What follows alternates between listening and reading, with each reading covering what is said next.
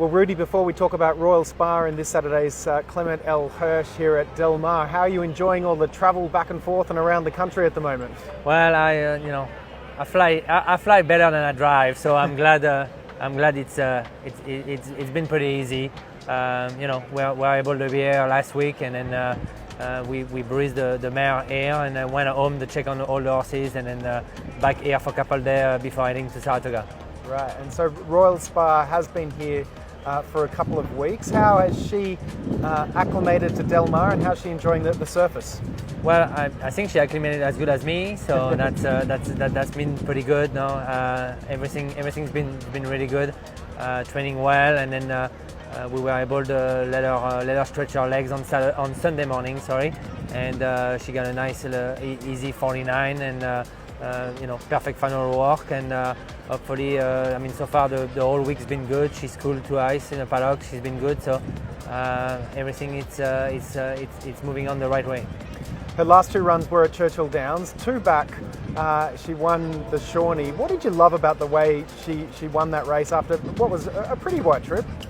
Yeah, I love the way she won it. I didn't like the way she made me look like, because we've been sprinting her for 2 years, and then I just after she won the mile race in Laurel, I kind of felt like it was maybe time to put her back to two turn, and then got lucky. I got Flavian Pratt at the draw, and we went in on the Shawnee, and then obviously she won pretty impressive. Yeah, and then in the Fleur de Lis last out, you must have been pretty proud with how she hung tough with the Horse of the Year, Torpedo Anna, there for a while as well. Yeah, it was not really the setup we were looking for. Obviously, based on what we saw with the Shawnee, we were looking for maybe a little bit more pace and then some kind of stocking trip and make one run. This didn't happen. We end up going around with Torpedo, and we take the beer on and we got bit. Yeah, but you certainly weren't disgraced. A little bit of speed both inside and outside you in the Clement L Hirsch this weekend, but she's versatile, right? Yeah, the reason why we're here, didn't want to go in a personal design. It's a Malanite in Saratoga on a little bit deeper track, and then have to face Torpedo again.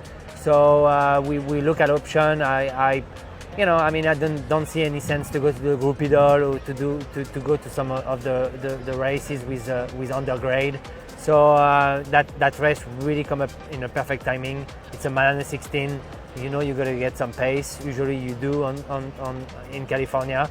So the draw, I think it's a pretty good draw for us, having the speed on the inside and some of the speed on the outside. So hopefully we got a clean break and we can stoke that and see what happens.